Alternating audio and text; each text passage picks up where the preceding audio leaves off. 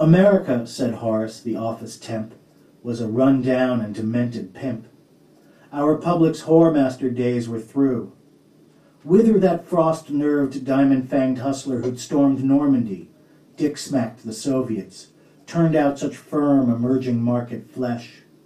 Now our nation slumped in the corner of the pool hall, some gummy coot with a pint of Mad Dog and soggy yellow eyes, just another mark for the juvenile wolves. We're the bitches of the first world, said Horace, his own eyes braziers of delight.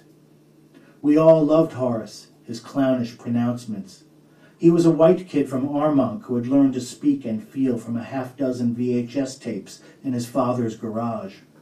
Besides, here at our desks with our turkey wraps, I did not disagree.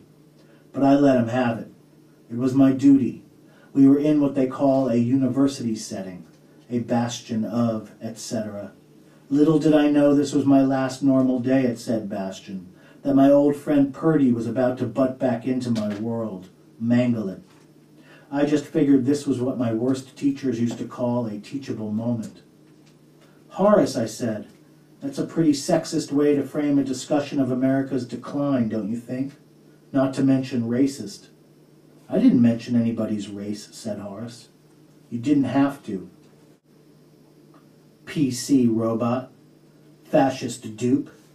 Did you get avocado on yours? Fattening, I said. Don't worry, baby, said Horace. I like big women. What about hairy ones, I said. Parted my shirt to air my nipple fuzz. Horace let me be a cretin with him. You could call him my infantilism provider, though you'd sound like an idiot.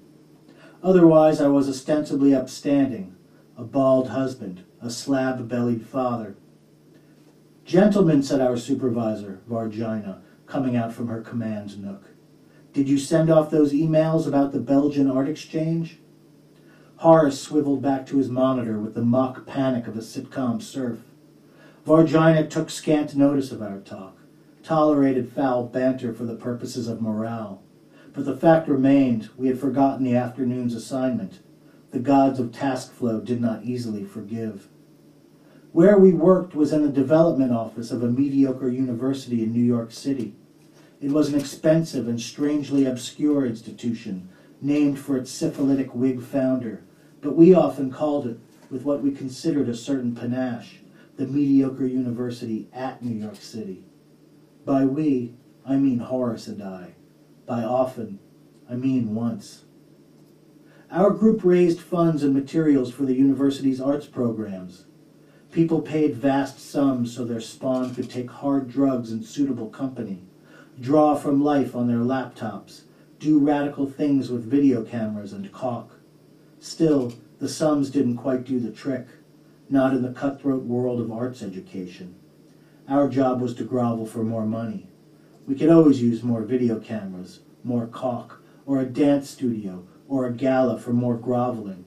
The asks liked galas, openings, recitals, shows. They liked dinner with a famous filmmaker for them to fawn over or else dismiss as frivolous. An ask could be a person, or what we wanted from that person. If they gave it to us, that was a give. The asks knew little about the student work they funded. Who could blame them? Some of the art these brats produced wouldn't stand up to the dreck my 3-year-old demanded we tack to the kitchen wall. But I was biased, and not just because I often loved my son.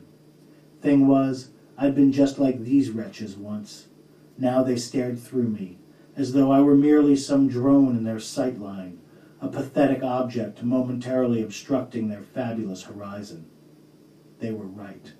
That's exactly what I was.